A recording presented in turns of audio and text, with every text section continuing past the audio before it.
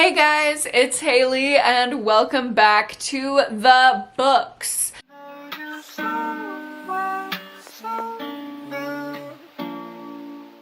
Today's video is going to be a very highly anticipated, highly requested reading vlog. I'm going to be doing a taste test video. If you've never seen one of my taste tests, basically I'm gonna just read a couple books from an author that I've never read before and try to get a feel for if they align with my taste, if I like them. We're just gonna taste and try them out. And the victim of today's taste test is Abby Jimenez. I've heard so much hype about her romance books. If you know me, you know I'm not the biggest romance reader in the world. I definitely read a couple romances at least a month, but it's not my main genre. I usually read mystery thrillers, literary fiction, and horror. Sometimes rom-coms just like don't have enough meaning and emotion for me, so I've been kind of looking for more emotional romances, and many of you have suggested Abby Jimenez books, so I'm going to be trying out one of her trilogies in today's vlog. I decided to read the Part of Your World series. These are 3 novels that can be read independently, but they're all connected. I think they all take place in the same kind of world. So it starts out with Part of Your World, and then it's followed up by Yours Truly, which I know was super hyped last year, and then Just for the Summer, which just came out a few months ago. And I've heard that I'm going to absolutely love Just for the Summer.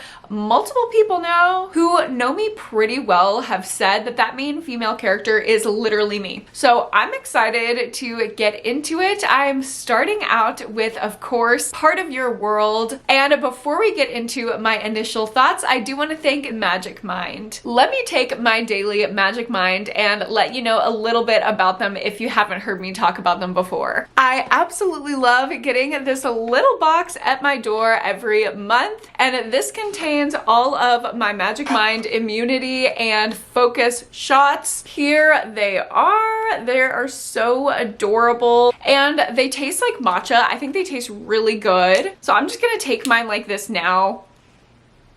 So you can take it just like that, or you can mix it into different things. I've made matcha lattes with these. I've put it in my coffee before. I've made overnight oats with them. They're so versatile. And to me, they are the best natural way to get a ton of energy to start my day. I also find that I'm more motivated, better able to focus, and I don't get the same like jittery feeling that I do when I drink coffee. This kind of energy just feels like really focused and really locked in. I feel like these little babies definitely sharpen my mind and lessen my stress level. I love taking them on a busy, packed day because it just gives me that little boost. And this is why they work. They are packed with a ton of amazing ingredients, such as lion's mane, bacopa, and cognizin for mental performance, ashwagandha, L-theanine, and turmeric for less stress, rhodiola, cordyceps, and matcha for energy, and vitamin B, C, and D for vitality. So don't just take my word for it, take the word of science. Magic Mind is so good, and it really works. So if you want to give them a try, you can actually get a free trial. That's right, you can pay absolutely nothing and just try them out with my code.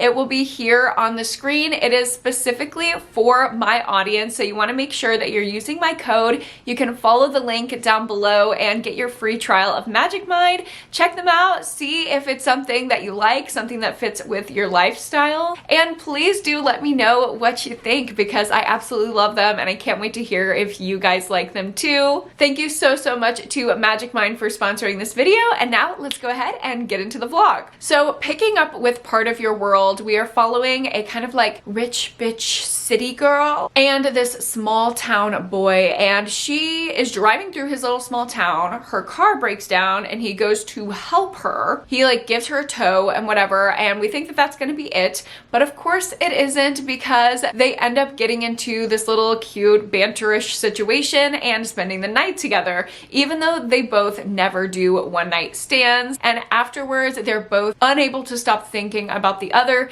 even though they're so different from the people that they usually date. They end up kind of giving things a shot even though they're from these completely different worlds. And I'm about 20% in. Initially, I can say I absolutely love the writing style. I love the banter. I think it's just really fun and quirky. It has those like over the top ridiculous situations that rom-coms have, but it also has a level of emotion and reality to it.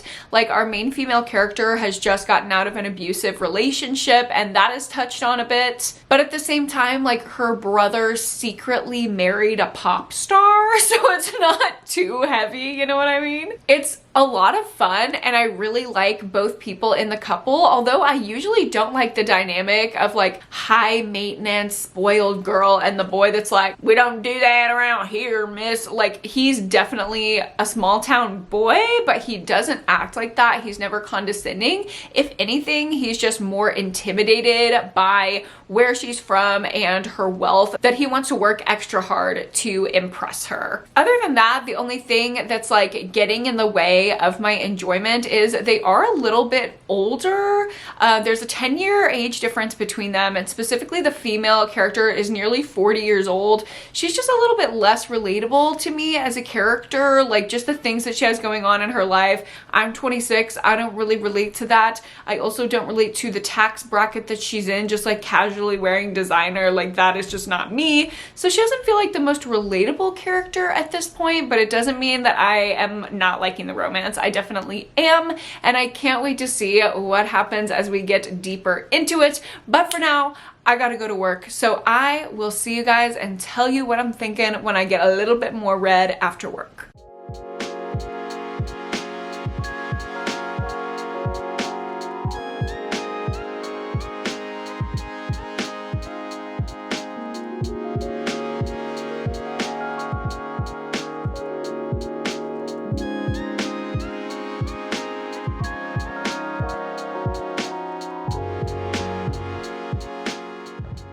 Hello vlog, it is the next day. As you can see, I have wet hair. I'm literally in the middle of getting ready, but I had to pause to update you because I'm having thoughts, too many thoughts, that I couldn't let it go until I was all the way done getting ready.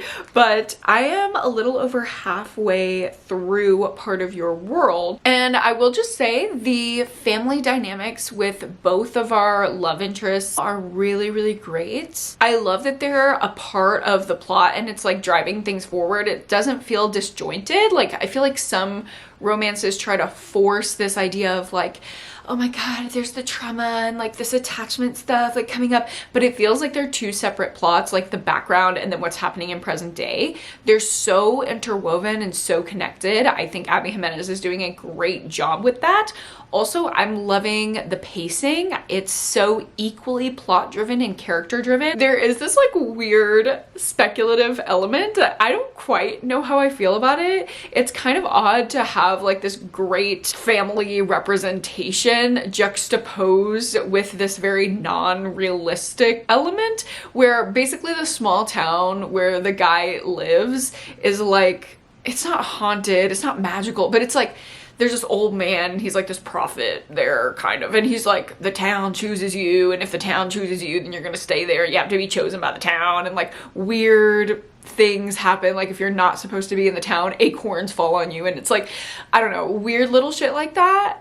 I don't know how I like that juxtaposed with all of the like genuine reality in this story. It's kind of goofy, kind of funny. So that's everything that I'm enjoying at this point. However, the reason why I had to pause and update you is I'm getting so annoyed with our main female character. She, I feel like, has no idea what she wants, no idea what she's doing, and like that's a part of her journey. That's fine, I'm not judging her, but it is so annoying. I don't know if I mentioned this as a dual POV. I enjoy the guy's perspective so much more than our female character. She just, I feel like, has not gotten it together, you know? Like, I understand she went through something very traumatic. This is a separate thing than the trauma of her relationship. This is like her just stringing this guy along when he is being so genuinely sweet and open. Like, I kind of feel bad for him. I kind of feel like he's strung along and like he's this young guy that doesn't really know what he's getting into because she's gatekeeping so much of this like intense information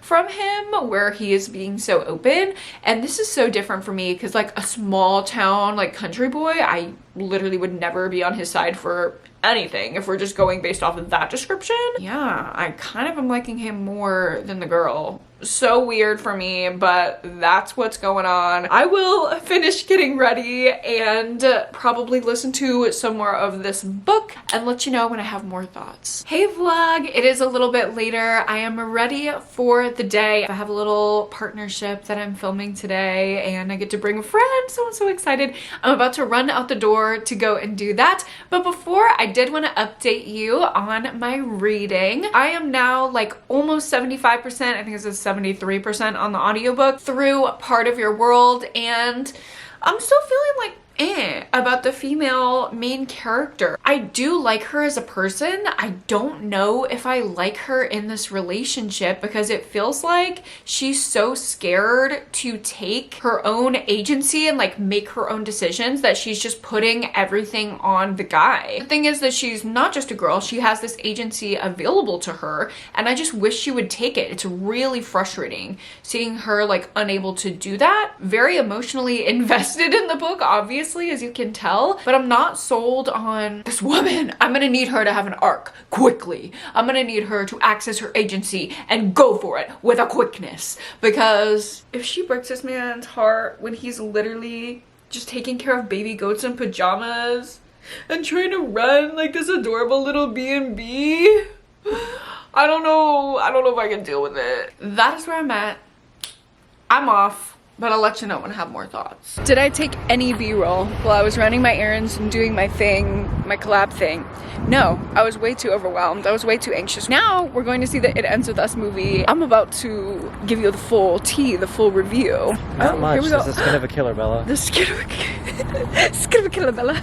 Anyway, I'm about to give you all the full tea on this movie. You thought you signed up for book reviews? You signed up for everything, bitch. Welcome to the media factory. I hate it here. I'm just here for the mods. I'm just here for the mods. All he wants is mozzarella sticks. He does not want to watch this movie.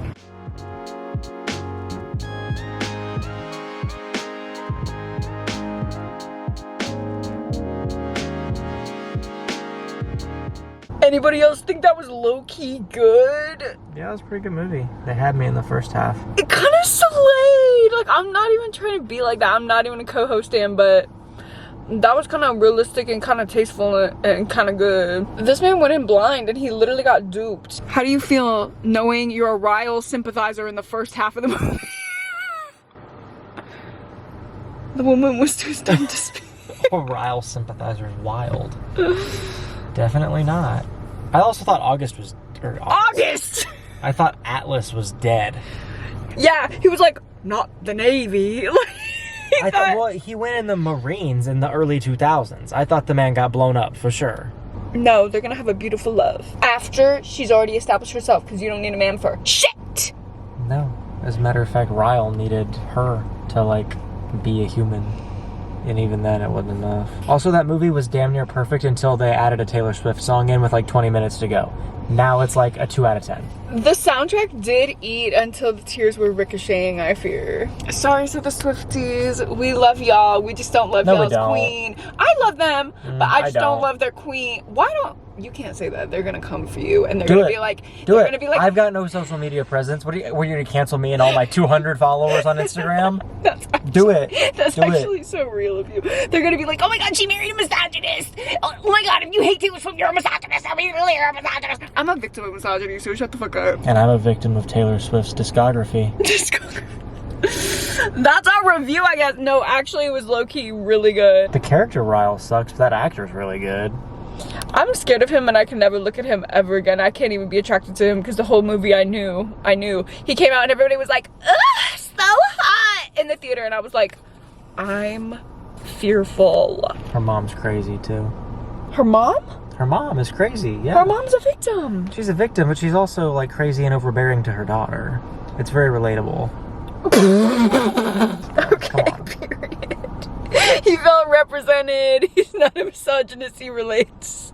Also, Hassan Minhaj, comedic relief king. That couple was so good. I loved everything about them. The sister, hilarious. She's kind of me. You're really not, actually. Like, y'all are both funny. Sure, it ends there.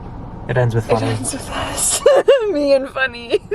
When you die and you leave me all alone, it's just gonna be me and my jokes. It ends with us. And the us Sometimes is me and the voices in my head. Sometimes I am there and it is still just you and your jokes. Okay, the next time you check out, I'm gonna say, it ends with us. Me and the voices in my head. And you're not gonna find this on Letterboxd, I'll tell you that. That's our review. 8 out of 10. Okay, period. So she kind of ate. Can you say bye? Can we go home? Or you can just do the pearl and just smile until... I'm a star. Okay, we can do that.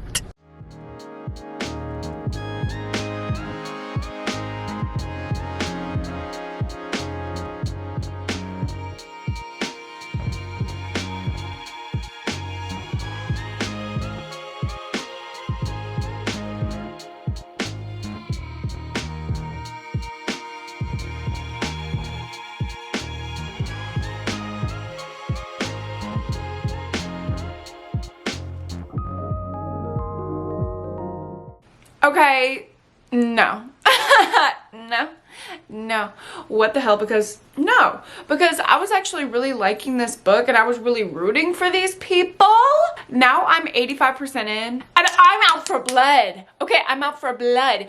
I never, ever, it takes a lot for me to dislike a female character. I don't like this girl. I don't like her. I don't like her. You are literally this rich white woman living in a mansion and you're just gonna cry about everything and you're always the victim. Like, it's just giving typical. You know what I mean? I'm not gonna get into spoilers, but I will say there was this big confrontation, like third act, where Queen got exposed, okay? She got exposed.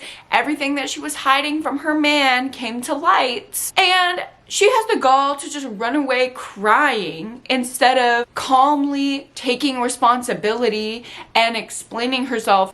And then afterwards, her best friend goes chasing after him, gets in his car, and is like, just know none of this is her fault. Like, this is all not her fault. She really can't take responsibility for anything. I'm sorry. No. As shitty as your family may be, as much pressure as you are under, as anxious as you may feel, you still have to take responsibility when you hurt people, when you demean people, when you judge people, when you hide them away, when you feel ashamed of them, when you hide things from them. You can't just say none of this is her fault. I'm so mad. If she doesn't take a huge amount of responsibility for doing the things that she's done to this man over the course of this book, and she just gets to be the victim, I will be livid and I will hate this book. I'm sorry. I hope the whole video doesn't go like this. Oh my god. I'm gonna be like the most hated person on the internet because the girlies love these fucking books. At 85%, I'm saying I'm angry on behalf of a man. You heard it here first. We'll fucking see. I'm about to finish it up. Okay, I haven't even listened to that much more of the book, like maybe 2% more, and I'm already finding more things to rant about because this poor man is blaming himself. Now that he sees her world, he's like, oh my god, like, now I get it. I never truly got the scope, anything, and the pressure that she was under. She never told him.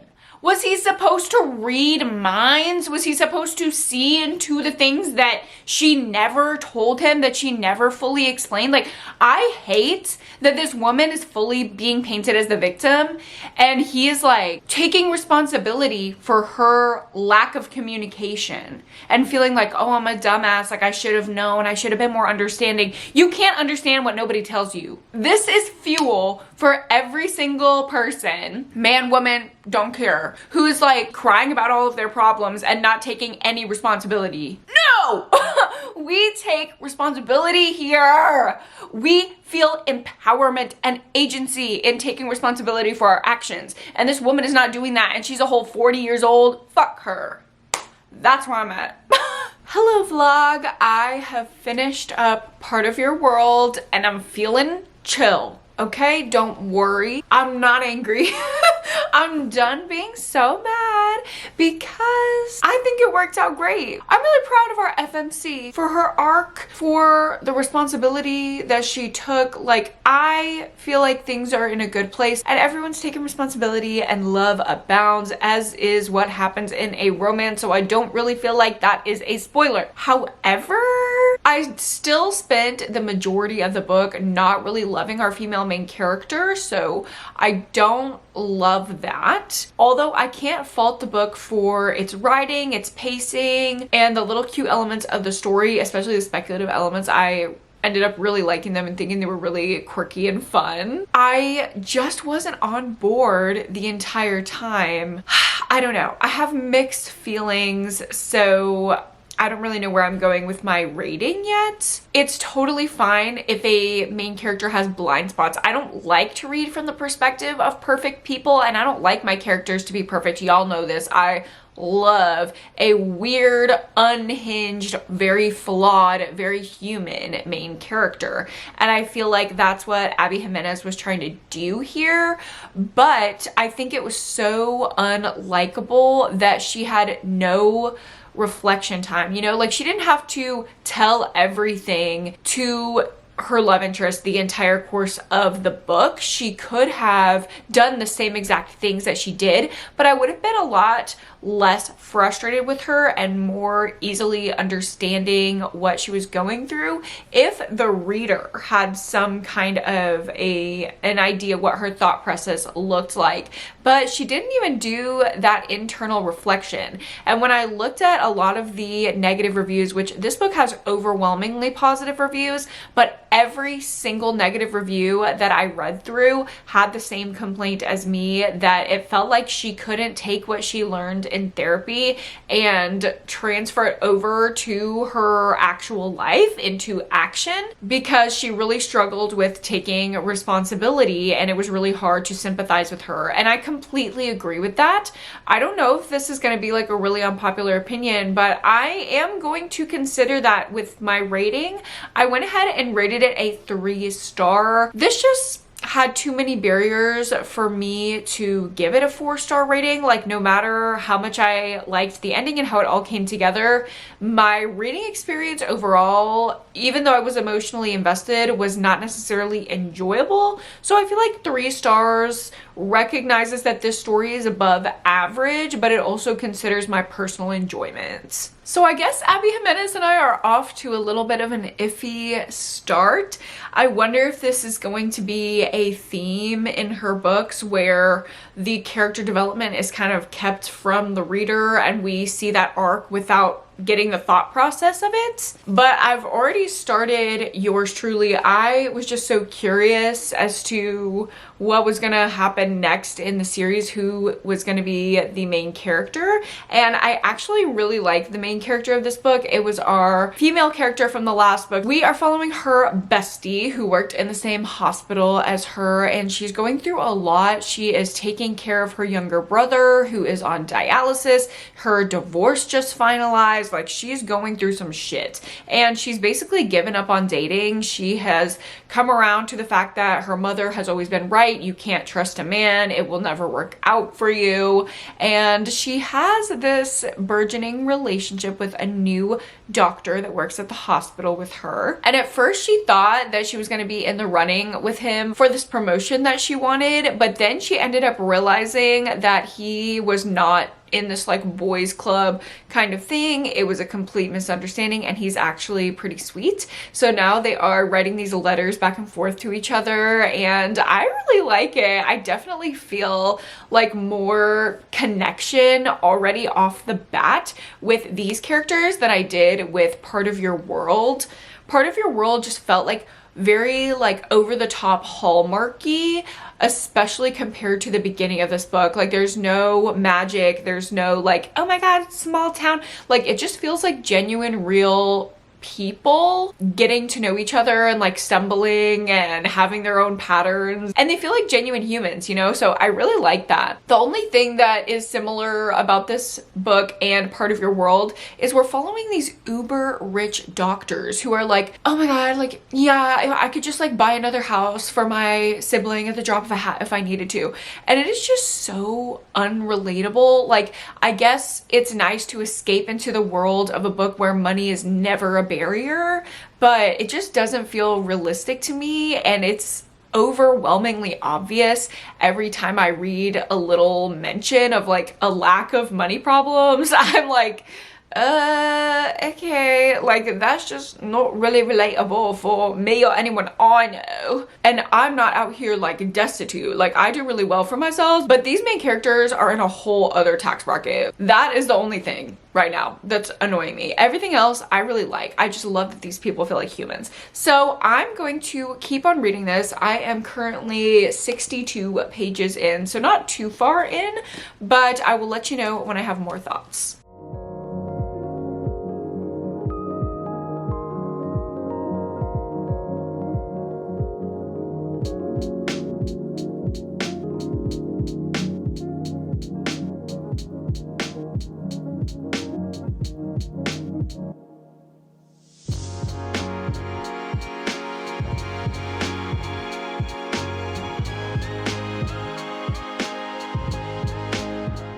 Hello vlog, it is much later after work, after dinner, and I've made some more progress on yours truly. Oh my gosh, I love this book. I love both of our characters. They're so endearing. Our main character Bree was the best friend of our last female main character. I always liked her so much more because she's like driven by this like fiery, passionate anger, and she kind of like resents it about herself, but it makes her so strong and empowered. And even though she can be like snappy and mean sometimes, it is really a strength, but she's kind of insecure about it. She kind of doubts herself about it, and her love interest is like so shy, so awkward, so anxious, and he needs like some of the empowerment that she has, and she needs a little bit of the restraint that he has. So they're already just like such a cute match. The letter writing back and forth and just like the banter as they were building their initial relationship was so cute, and the fake dating trope is coming in. I'm 170 pages in. She is very perfect to me. This could be a new favorite. Like, I'm really obsessed. Something would have to go really wrong for me to not enjoy this book, because I'm thoroughly enjoying it now. And I'm happy to be hopping onto sprints just here in a couple minutes because I will get to read more.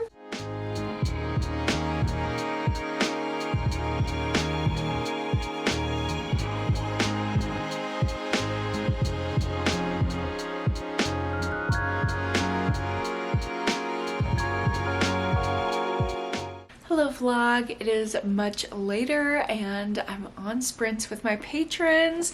I'm also almost 75% of the way through yours truly, and I'm literally loving it so much. I could not love it more. Every slight annoying thing that was like coming up and kind of annoying me that I was trying to fight through and enjoy it and Part of Your World is just not an issue for me in here. Like, both of these characters feel very real, very genuine. It makes the last duo look like caricatures, is what I just told my patrons on sprints. Like, these people feel so real. I love them so much. Because of that genuineness, I am much more willing to accept their flaws. Like, I'm ready for the character arc and I'm not getting upset about it like I did in the last book, because it just feels natural to them and I want to give them space to like learn and unlearn and understand and da-da-da. Even my thing about like these characters being in a whole other tax bracket and feeling very unrelatable was kind of cleared up because we learned about our main female character's upbringing, which was like not coming from money at all. She like grew up in El Salvador with a single mom, and her mom like really worked to get her the life that she has, and so she adopted those values of like really wanting to work hard. Like I love that. And our last female main character was like a trust fund baby, so I just kind of assumed that she was the same way, but no. I just really like these two. These people being so genuine and caring for each other so deeply literally makes me want to be a better person. Like this book is literally inspiring me to be a better friend to my friends, to be a better partner to my husband. Like makes me want to be nice to everyone. It's just so sweet and so pure, and I love it so much. Oh my god, I cannot put it down. About 100 pages to go, so it's so good.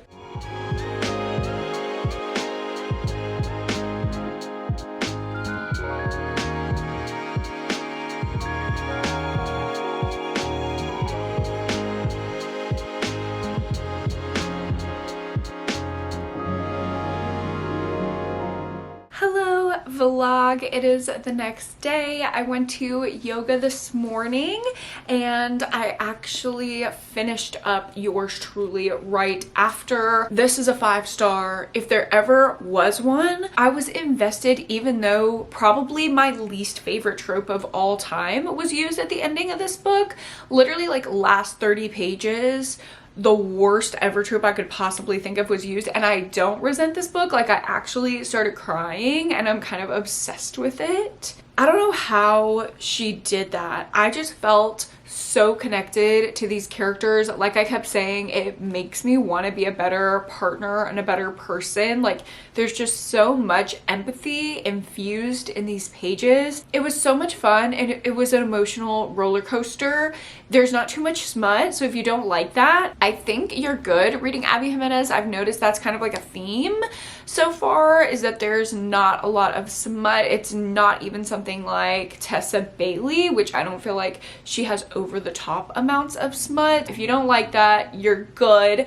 And if you do, I would say it's still worth a read, because usually I will read smut heavy romance before like just a straightforward rom-com, and this I'm actually really very happily surprised with. And then as I was getting ready for the day, I actually started the last book in the taste test, which is also the last book in this little companion trilogy, Just for the Summer. And in Just for the Summer, the characters are like tangentially related to the last two couples that we've been following, but in kind of like hidden mysterious ways, and I really like the connections there. And they actually meet on the internet over Reddit, because the guy posts this like "Am I the asshole?" Reddit post where he's like, my best friend immediately started dating my ex, and this happens to me all the time. Like they call me the good luck charm, because if you date me, you're immediately gonna find your soulmate after.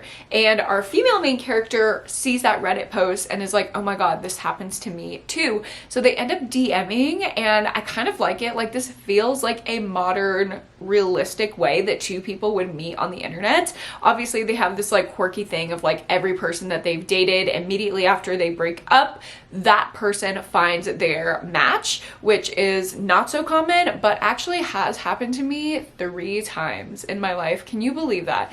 3 people that I've dated, as soon as I stopped seeing them, they immediately found the person that they eventually ended up marrying.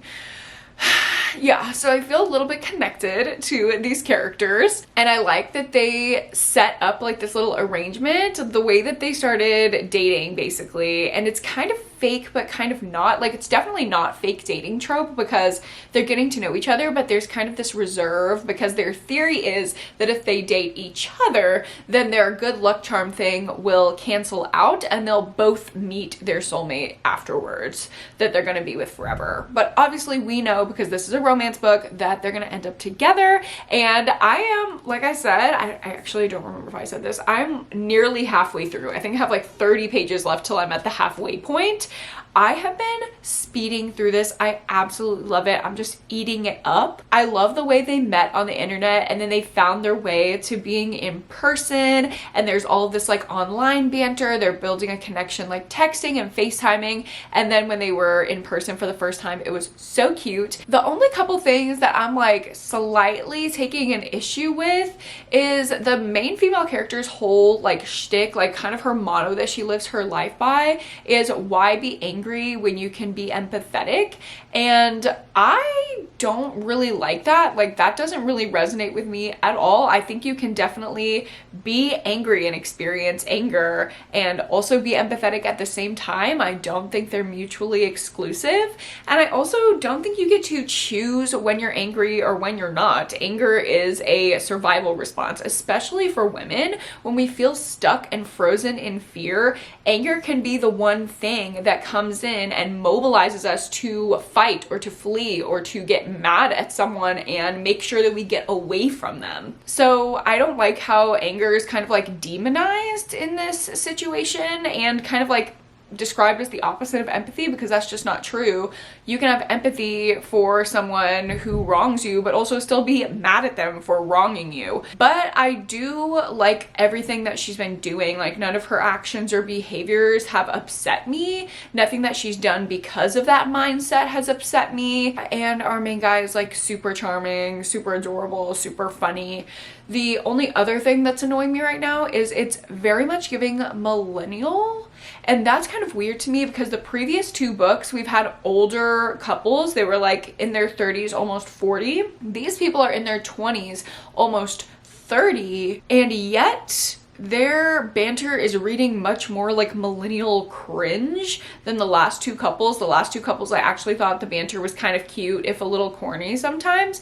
But this is giving like references to The Office. Like, I'm sorry, if a man references The Office in front of me, like I'm never talking to him again, and that's just how it is. No hate to millennials, but I just don't find that romantic and swoon worthy, and that's just how I feel. I'm definitely invested. I'm having a lot of fun with it because I'm getting through it super fast. I don't want to stop reading it, but at the same time, I'm not feeling as connected as I did with yours truly. I'll keep feeling it out and let you know as I read more, but right now I actually do have some plans on this beautiful Saturday. I am going to meet my friend for a little happy hour, so off I go, and I will see you after.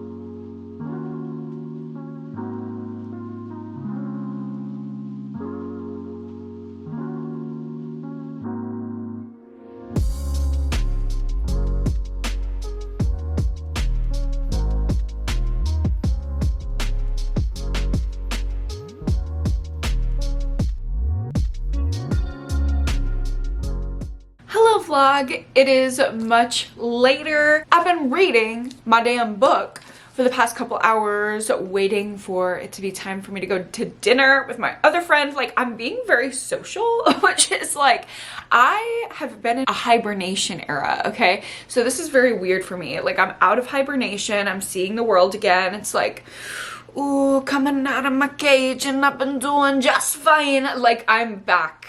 I'm back. But of course, I'm still making time for reading. And I have a reading update for you. Like I said, I am 3/4 of the way through Just for the Summer. These characters are giving really millennial cringe. Like, I can't lie.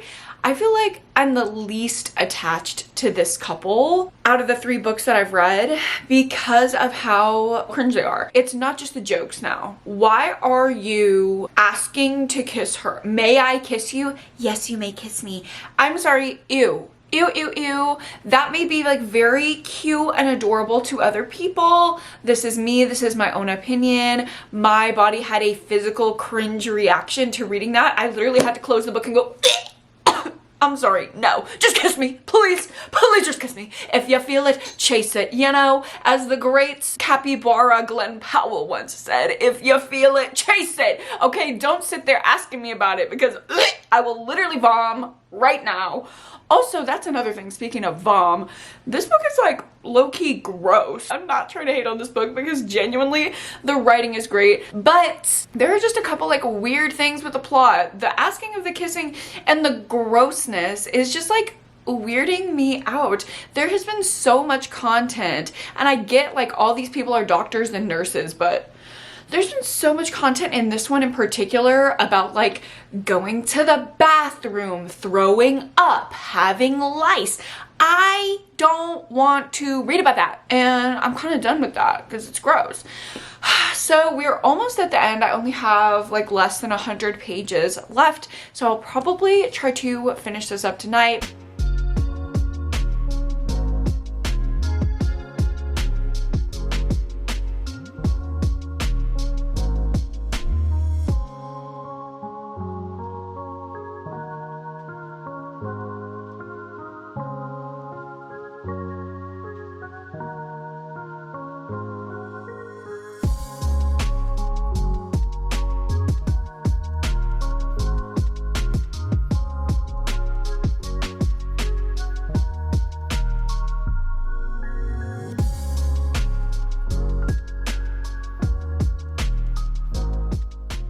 Hello vlog, it is the next day. I've just been having a chill little Sunday morning, and I did end up finishing my final book for my Abby Jimenez taste test just for the summer, obviously, and I'm kind of feeling similarly about this one as I felt about Part of Your World. There was just a part of the story where I didn't feel connected to our characters. I wasn't totally invested. Like there was just a little bit of a remove. I think partially it's because there were a lot of kids involved in the story, and I just don't really care about kids. That's not really something that I'm thinking about. I'm not interested in having children. Kids have an impact on a relationship dynamic. I think that's totally valid, but it's not something that I'm super interested in reading about. Also, I was thinking like that is not the only factor. Like it was the grossness and the kids that were really like glaringly obvious. But once I got to the Q&A section, I have the book of the month copy, and there's a Q&A at the back with the author. A couple other things were clarified for me. Abby Jimenez did a really great job in portraying avoidant attachment style with our main female character, and I really appreciated that representation and commentary. However, she did mention that it was a real challenge for her to build out chemistry with an avoidant main character, and I just don't think that that's totally 100% accurate. Like, despite the fact that there might be a level of attachment style that impacts the longevity of a connection, I don't think that impacts how palpable chemistry can be between two main characters, even if one of them is more avoidant. So I don't know, maybe that was just a misinterpretation of the author. The last aspect that I was kind of picking up on over the course of the book, but I didn't really solidify how to name it until reading that Q&A, is that Abby Jimenez specifically mentioned that one of the characters in the book was represented with having certain mental health pieces, and she said she was very intentional in not including a specific diagnosis to not stigmatize the character, and I really did appreciate that.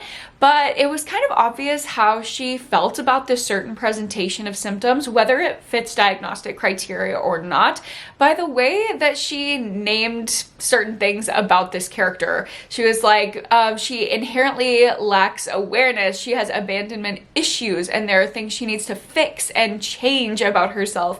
And as a mental health professional, that just really does not resonate with me at all. I never believe that there's something to fix or change about my clients. I think people are full, whole, worthy people as they are, no matter what kind of patterns they have. And I think that believing that and discovering that is the beautiful part of therapy. Therapy does not seek to change a person, at least not my kind of therapy, which I do very intentionally trauma-informed somatic work. And some of the modalities that were mentioned in here were more behavioral, like CBT, which, yeah, CBT does seek to change change behaviors. I think when we work from the inside out, from a bottom up, more somatic perspective, behaviors just kind of naturally shift in a way that aligns with who we truly are. And I don't think there needs to be a kind of like shamey pressure on changing who someone is as a person through the lens of their behaviors.